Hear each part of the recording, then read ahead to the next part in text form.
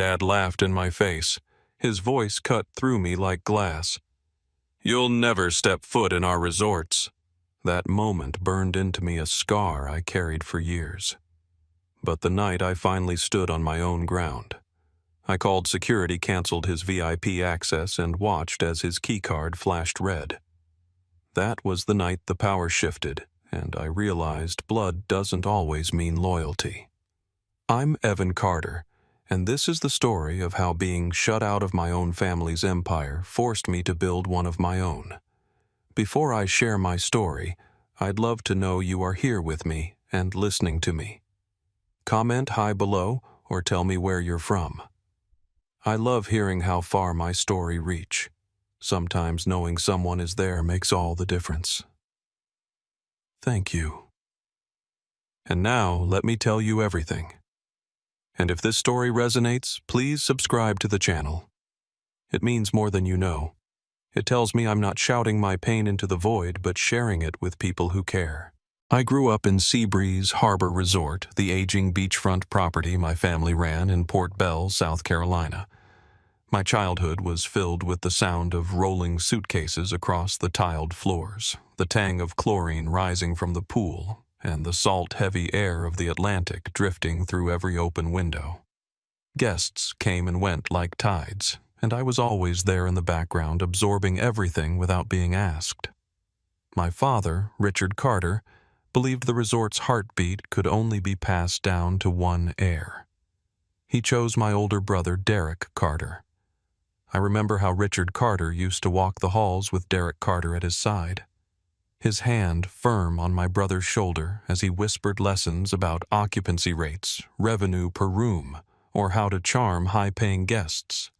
I would trail a few steps behind, desperate to catch a scrap of wisdom. If I asked a question, he'd dismiss me with a glance. "This is business talk, son. Go help your mother with the flowers." So while Derek Carter learned to listen to the pulse of a resort, I was handed a mop or told to adjust bouquets in the lobby. Even then, I found my own ways to learn. I remembered every detail about repeat guests, the man who preferred chamomile tea before bed, the family that always asked for extra towels, the businesswoman who needed a desk lamp brighter than the standard. I solved complaints when I could, sometimes smoothing over angry customers before they reached my father's office. But no matter how hard I tried, Richard Carter never once acknowledged that I had the instincts for this business. Dinners at our house, which sat on the top floor of the resort, became nightly performances of favoritism. Derek Carter would describe his future, how he'd study hospitality management, how he'd someday take Seabreeze Harbor Resort to new heights. My father would beam, praising his vision and business sense. If I dared to share an idea, the air would shift. He would sip his whiskey, stare me down, and change the subject. My mother, Linda Carter, tried to soften the silence by passing me another roll or touching my hand under the table, but she never contradicted him. One evening, after weeks of scribbling ideas into a notebook, I finally worked up the nerve to present them. I had sketched out a plan for a new reservation system, an online presence to attract younger travelers, and a loyalty program that could keep guests coming back. My hands shook as I laid out the charts on the dining table. When I finished, the room went still.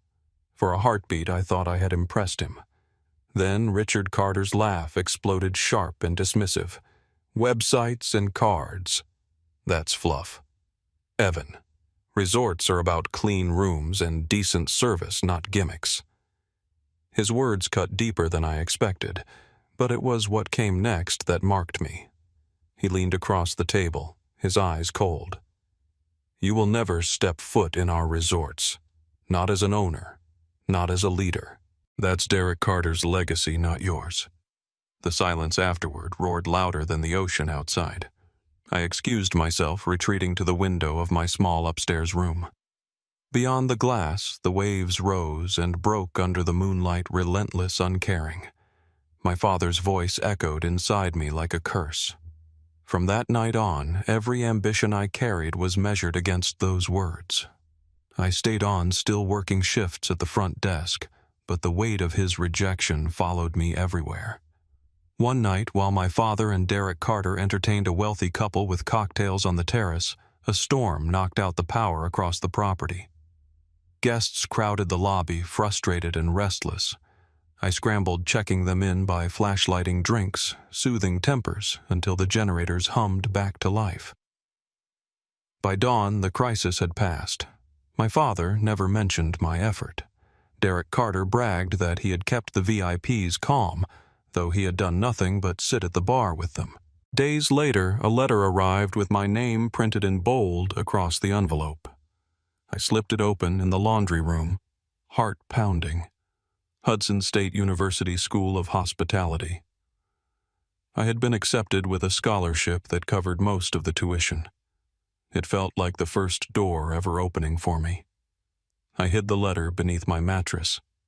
I didn't dare show my father, but my mother found it when she changed the sheets. That night in the kitchen, with only the hum of the refrigerator filling the silence, she confronted me gently. "You've been accepted." I nodded, bracing for her disapproval. Instead, she sighed. "Don't waste your whole life chasing your father's nod, Evan.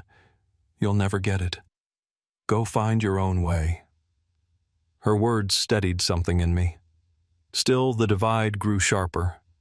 The night before Derek Carter left for his official send-off, complete with a party in the banquet hall, champagne toasts, and speeches about the family legacy, I packed a simple backpack in my room. I could hear the laughter and clinking glasses downstairs as I zipped it shut. When I stepped into the hallway, my mother waited, her eyes glossy with worry. She pressed a small envelope into my palm, bills folded neatly, the quiet savings she'd managed to hide from my father. "Don't let anyone tell you you don't belong anywhere," she whispered. I couldn't answer. If I had, I might have broken. At the station, the midnight train hissed in the dark. I climbed aboard, choosing a seat by the window. As the town lights blurred and the silhouette of Seabreeze Harbor Resort faded into the distance, a mixture of relief and grief tightened in my chest. I was leaving behind the place that had shaped me both as a prison and as a promise. For the first time, I wasn't just the overlooked son of Richard Carter. I was a man with a ticket in his hand, heading toward a future no one in my family believed I could claim. The train carried me north through the shadows, and I pressed my forehead to the cold glass, whispering to myself the words my mother had given me. "Don't let anyone tell you you don't belong." Winter in Riverton. New York felt like a long white sentence with no commas. At night, the snow swallowed the campus lights, and the cold turned every breath into a brief ghost. I worked the graveyard shift at the Mariner Hudson States, teaching hotel where the lobby smelled faintly of lemon polish and wet wool, and the elevators chimed like patient metronomes. Here, no one knew I was Richard Carter's son. That anonymity was my first freedom. I stopped waiting for permission and started paying attention to the small, precise mechanics of care. One night, a middle-aged couple arrived past midnight, shivering and angry. Their reservation had disappeared from the system. The front desk trainee began to panic, flipping screens and calling a manager who didn't pick up.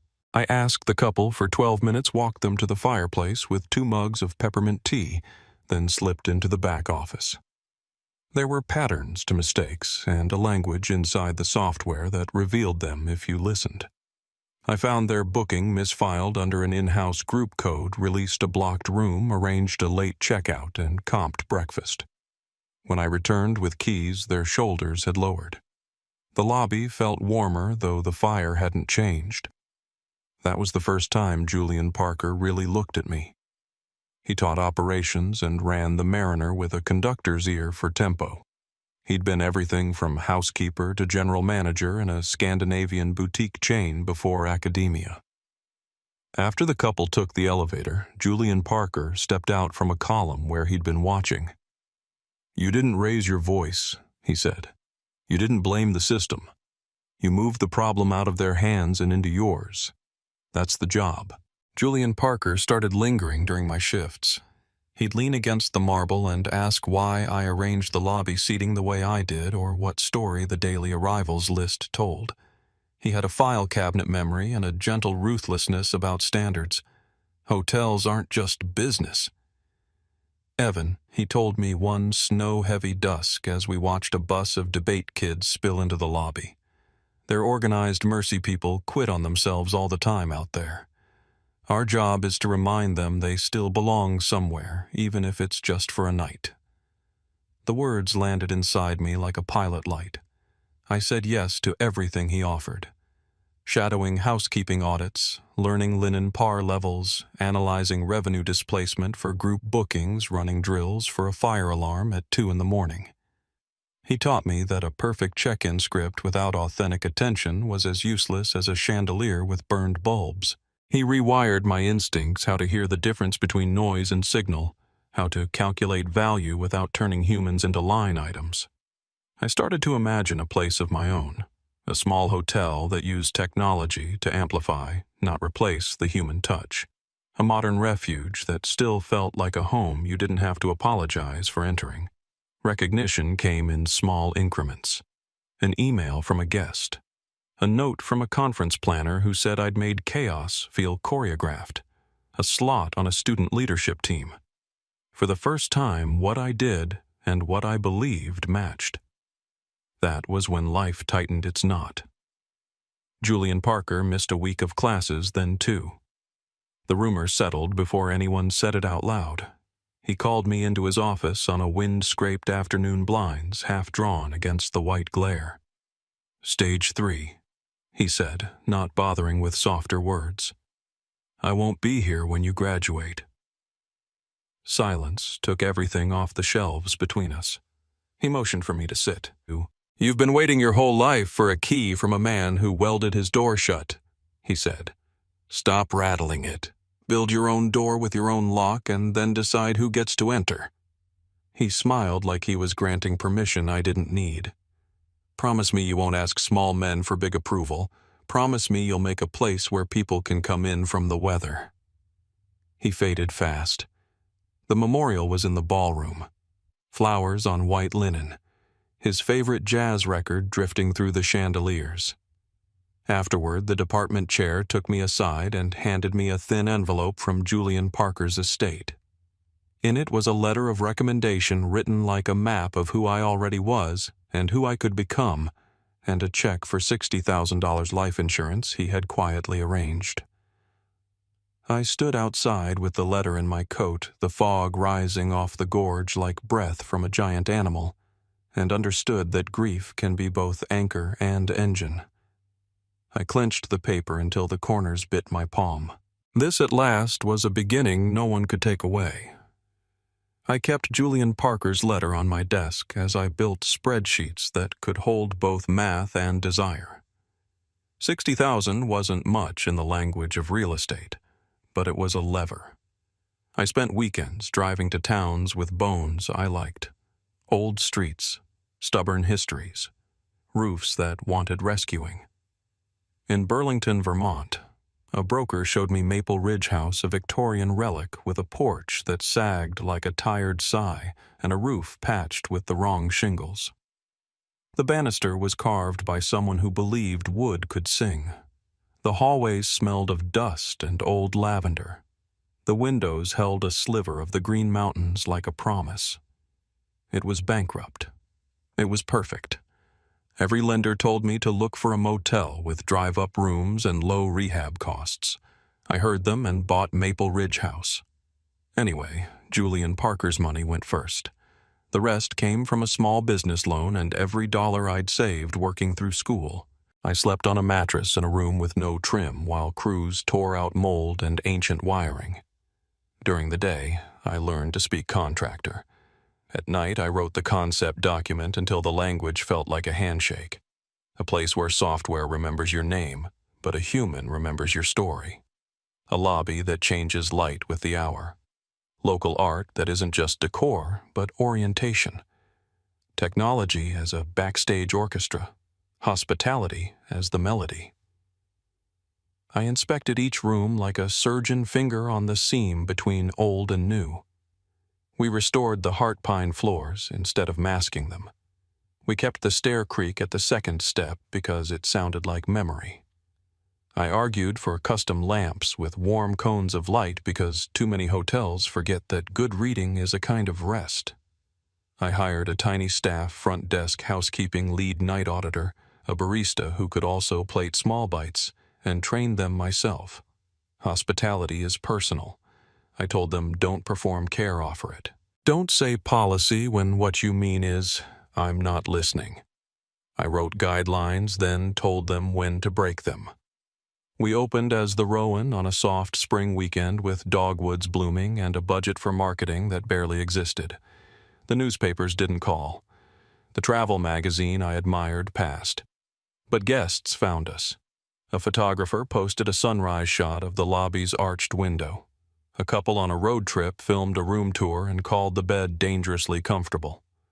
A novelist wrote a paragraph on her blog about the way the staff remembered her coffee order, and the barista asked about her deadline without prying.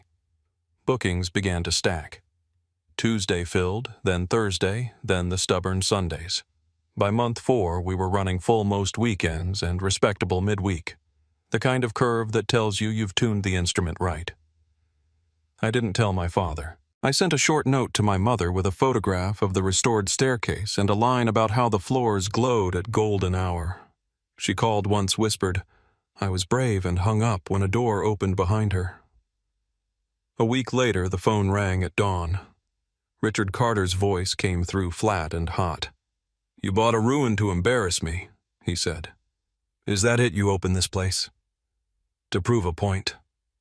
I stood at the lobby desk, hand on the old bell I'd polished myself. I opened it to serve guests. I said, I opened it because I know how. He breathed hard like the line itself offended him. You did this to humiliate me. Then the click.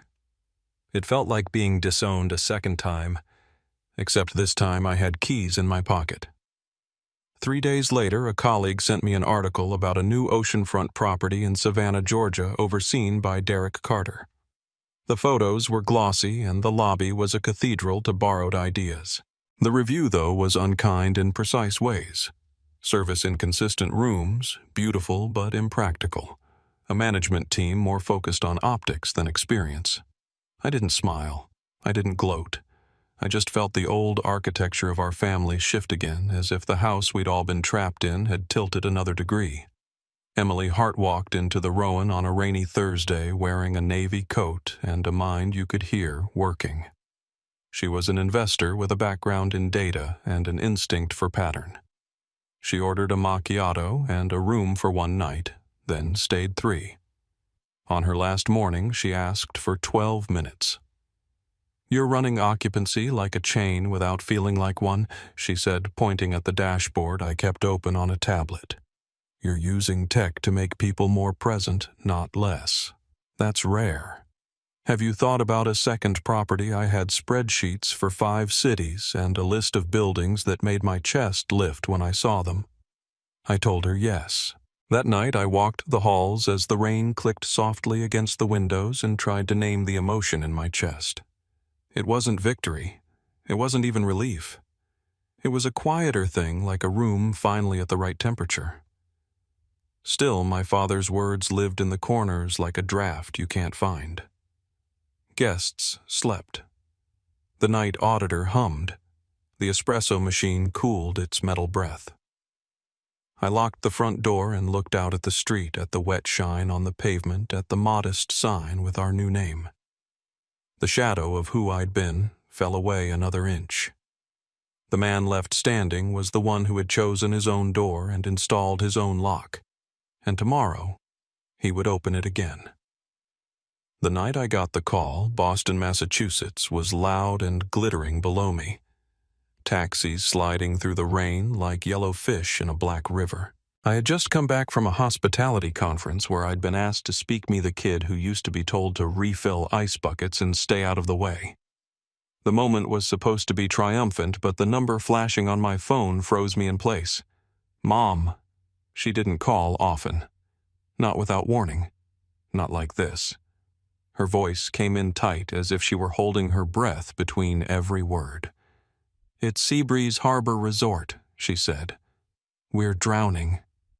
The resort I'd grown up in, where I'd polished railings and memorized the smell of ocean bleach, was now running below 45% occupancy. Derek Carter's gourmet restaurant had tanked, driving away local partnerships. Vendors hadn't been paid in weeks. The bank had started sniffing around for blood. "And your father?" I asked. She paused. "He's old or stubborn, keeps saying we don't need digital gimmicks, that this will pass. But Evan, it won't." Then she said it. The sentence that would tattoo itself in the back of my mind forever. "He'd rather let the resort die than let you save it." That night I sat alone in my apartment tower, staring out at the city grid. Neon signs blinked in slow pulses. People rushed beneath umbrellas, chasing trains and dreams. I remembered the sting of being 18 and hearing him say, I'd never belong. I remembered folding napkins while Derek got lectures on market share and supply chains. Part of me wanted to let them collapse, let the house of cards fall. They built it without me. Why should I be the one to hold it up? But guilt is a strange tether. So is legacy. I called an old colleague who had once handled commercial lending portfolios. After a long silence, she said, "It's not just Seabreeze Harbor Resort. Savannah's bleeding. Amelia Island has 4 liens on it. Naples, Florida is under investigation for permitting violations." Her voice dropped. "They've leveraged everything. The entire chain is on the brink. One more missed payment and they'll lose them all." I didn't sleep. I walked until dawn painted the Charles River pink and silver. Then I made a decision. If I stepped in, it wouldn't be as a son begging for recognition. It would be as a buyer. I formed a shell company, Harbor Point Capital, hired discreet legal counsel, and began acquiring the notes on each resort. It wasn't easy. Their pride was my camouflage. Richard Carter didn't believe in transparency. He believed in control. That belief let me maneuver beneath the radar, one silent move at a time. My goal wasn't revenge. It was reclamation. Not just of property, but of every sliver of identity they told me wasn't mine to hold. I never told my mother. Not yet. Not until it was done. Because this time, I wasn't asking permission. I was writing the deed. The sign outside no longer read Seabreeze Harbor Resort. It now said, "The Drift and Ivy," in brushed bronze letters that shimmered in the sun like wet sand. The old sea-weathered wood had been replaced with white stone and glass, but the scent of salt still clung to the wind and the waves still whispered against the Carolina shore. We hadn't erased its soul. We'd translated it. I walked the property before sunrise on opening day. Everything was ready. The open concept lobby caught the dawn just right, its floor-to-ceiling windows pouring gold across the reclaimed wood floors. A local jazz trio tuned up in the atrium. The team wore soft beige uniforms with sea glass pins. Guests were arriving already, investors, influencers, regional tourism directors. Reporters had been flown in. This wasn't just a reopening. This was a resurrection. And on the list of guest speakers, listed last with subtle flourish, was Evan Carter, founder and principal designer. A courier had delivered an invitation to my family 4 weeks earlier. It bore no name, but promised them seats of honor. They came. Of course they came. My father walked through the lobby as if nothing had changed. Derek Carter trailed behind, shaking hands, flashing the smile I remembered from every school awards night. Mom Linda looked nervous, her eyes scanning for someone. Maybe me. Neither of them recognized the staff. No one bowed to Richard Carter. No one asked for Derek Carter's opinion. They didn't notice the subtle changes. The RFID wristbands replacing room keys, the cloud-based concierge stations, the scent map I'd curated to shift through the day like tides. They just assumed, as always, that this was still theirs until I took the stage. The room hushed. I adjusted the mic. "Welcome to the Drift and Ivy," I began. This resort has weathered storms, seen generations come and go. Today marks not just a renovation, but a rebirth, and it's my deepest honor to stand here as the person who made that possible. I paused, then smiled. My name is Evan Carter. I am the owner of this property. There was an audible inhale across the ballroom. Cameras clicked. My father's jaw tensed. Derek Carter froze mid-drink. My mother pressed her fingers to her lips. Richard Carter's voice cut through the silence like a snapped cable. "You'll never step foot in our resorts," he snarled, echoing the sentence he'd once barked at an 18-year-old boy on a back porch. I stepped closer to the mic. Calm, clear. "Then tonight, sir," I said, "your access ends." I turned toward security. "Please remove VIP access for Richard and Derek Carter, effective immediately." A quiet gasp, then murmurs. Later that evening, after the last toast and the final round of applause, they tried to enter the executive lounge. Their key cards flashed red. They tried again, still red. Derek banged the desk, demanding a manager. Richard Carter barked at the receptionist, his voice carrying across the marble floors. I watched from the mezzanine above, leaning on the railing. The same man who once laughed in my face now looked small, out of place, denied. I descended slowly, joining them. "This hotel has new rules," I said. "Rules you don't get to write." Richard's face flushed. "You think this makes you a man I didn't flinch?" "No, but it makes me the owner. And you're now just a guest. Behave accordingly." Derek stepped forward, waving a folder. "This isn't over," he hissed. "We'll sue. This is fraud." A woman in a tailored gray suit stepped from behind the front desk. "Our legal liaison." She opened the folder he'd handed over, flipped a few pages, then looked up. "All filings are valid. All transfers were legal. The resorts were acquired under lawful terms. You no longer hold ownership." They were silent, just men with nowhere left to bark. The press didn't miss the scene. By morning, photos of the confrontation were circulating, spliced with side-by-sides of me as a boy behind the concierge desk and me now in a tailored navy suit beneath the Drift and Ivy sign. The story had changed. I wasn't a Carter afterthought. I was the Carter who built something worth remembering. And from that day forward, when someone mentioned the Carolina coast, they didn't say Seabreeze Harbor Resort. They said Evan Carter's The Drift and Ivy. And that was the only legacy I ever needed. The evening had just begun to fade into a quiet, ocean-laced dusk. When the concierge handed me a note, a simple message, no signature, they'd like to speak with you privately. I knew who they were. The management team offered a few suggestions. Lobby meeting rooms, the boardroom, but I chose the presidential suite. The very top floor, floor-to-ceiling windows that opened over the Atlantic like a confession. If this was going to be the final reckoning, it needed to happen in a place that echoed. I arrived early, stood by the glass, watched the waves churn under the violet sky. Then the door opened. My father walked in first. Stiff backed his cane, tapping like a metronome of pride.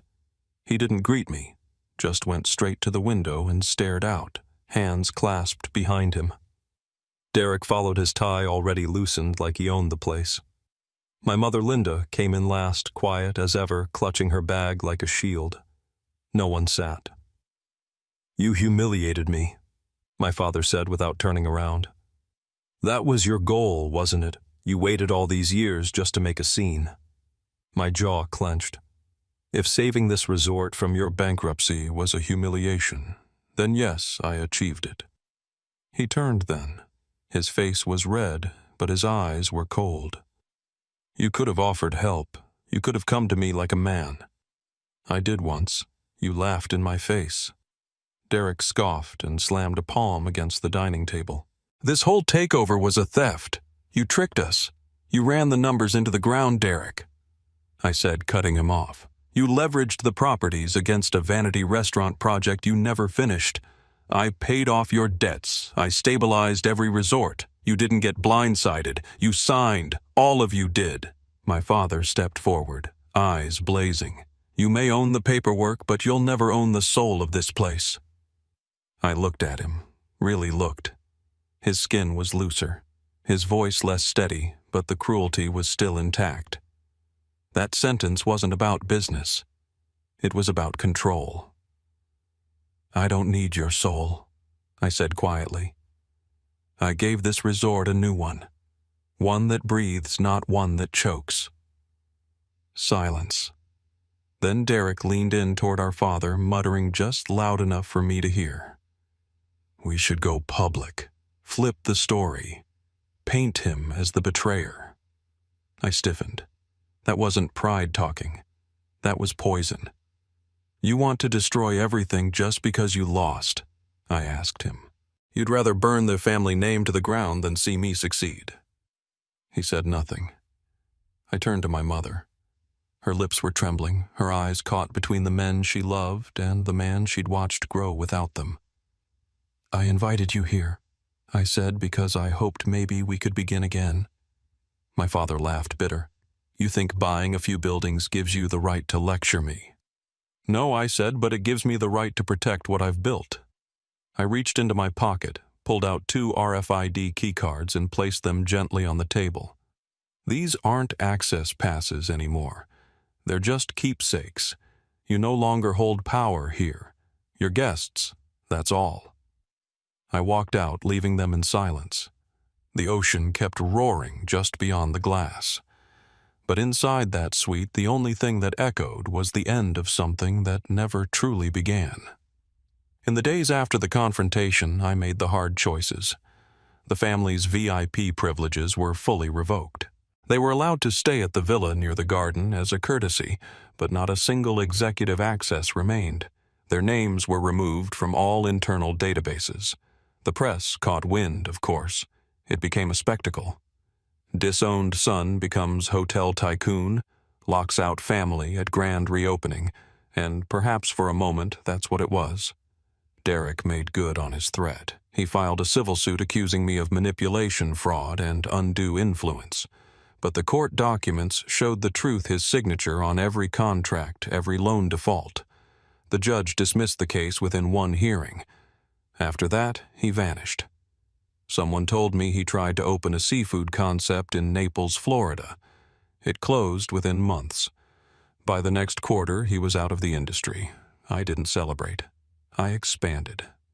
Denver, Nashville, Portland. We launched Harbor Light Collection hotels rooted in place but global in philosophy. We built with intention, staffed with care, and designed experiences that didn't just impress but lingered in memory. Then, one gray afternoon in late autumn, my mother showed up at my Boston office. She didn't announce herself. My assistant found her in the lobby holding a small white envelope. "He wrote this," she said, pressing it into my hand. "He never sent it." I waited until she'd left. Then, in the quiet of my office, I opened the letter. My father's handwriting was tight, controlled, familiar. Evan, it began. He admitted to watching my progress, to reading the headlines, to staying silent when colleagues praised the drift and ivy over dinner. He wrote that he never imagined I could have done it without him, and that was his failure, not mine. "You made something better than I ever could. You saw things I didn't. Maybe I taught you something in the negative what not to be. For that, I owe you more than an apology. I owe you thanks." There was no date. I read it 3 times. Then I placed it in a drawer I never opened again. Weeks later, I got the call. He had passed quietly. No final words, no final scene. I went home. For the funeral, I wore the same navy suit I'd worn to the grand opening. I stood beside the casket, not as a son begging for approval, but as a man who'd made peace with never receiving it. Seabreeze Harbor Resort, now. The drift and ivy looked different, but that afternoon it felt still. I walked the halls one more time, now fully mine, no longer haunted by the need to belong. Later that year, I founded the Linda Carter Scholarship Fund, dedicated to students in hospitality who lacked family support. First-generation dreamers, the ones who folded linens and memorized guest names and hoped someone would notice. My final speech of the fiscal year wasn't to a boardroom or investor panel. It was at a small college in Ohio. I ended with this. Some doors are shut in your face. Some fathers lock them tight. But if you learn anything from my story, let it be this. Build your own door. Then give the key to someone else. That was my legacy, not revenge, not wealth, but the quiet satisfaction of becoming the man I was told I could never be, and making sure others wouldn't have to wait as long. I never set out to prove anything to the world. For years, I just wanted a seat at the table that bore my family's name. A seat I believed I had earned not through birthright, but through diligence, attention, and heart. I waited. I listened. I stayed silent in the rooms where I was told I didn't belong. And for a time, I thought that if I worked hard enough, loved deeply enough, sacrificed long enough, that silence would be replaced with a nod, a hand on the shoulder, a simple well done. But it never came. And when it finally did, in the form of a letter left unsent, I realized something even more powerful. My worth was never dependent on their acknowledgement. The value of my voice, my vision, my persistence. It didn't require a stamp of approval from anyone but myself. There are people like me everywhere.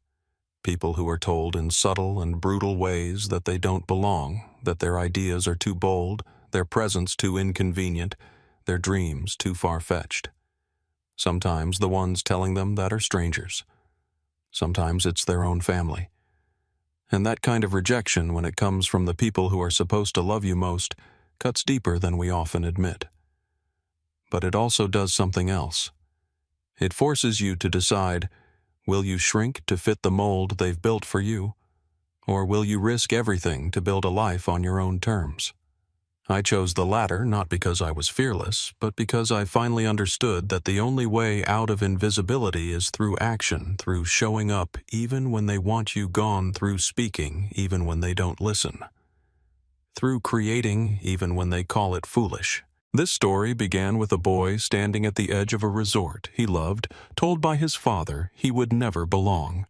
It ends with a man who not only owns that resort, but has transformed it into something more beautiful, more inclusive, more alive than his family ever imagined. But this isn't just about me. It's about all the young people out there waiting for someone to believe in them. It's about the student who cleans hotel bathrooms during the day and studies late at night. The daughter who wants to rebuild her community's motel into a place of warmth and pride. The son who has ideas his father refuses to understand. The dreamers whose families dismiss their ambition as fantasy. The quiet ones, the determined ones. I see you, and I built the Linda Carter Scholarship Fund for you, because if there's one thing I've learned, it's that no one succeeds alone. Behind every victory is a village, sometimes made of strangers, sometimes built from pain, but always formed through resilience. To the business owners, the educators, the alumni, the mentors. Reading this, I ask you to look around. Who are you ignoring? Who is waiting quietly, hoping you'll notice them before they burn out? Whose dreams could you quietly fund support or simply believe in? To those still in the shadows, you don't need anyone's permission to shine. Don't wait for a seat at someone else's table. Build your own. Fill it with people who value authenticity over pedigree, who understand that empathy is not weakness, but power, that legacy is not inheritance, but intention. And when you build that table, leave some seats open for the ones coming behind you, because one day someone will sit where you once stood, and they'll remember not the names of those who doubted them, but the names of those who handed them a key. Let us be those people. Let us pass the key.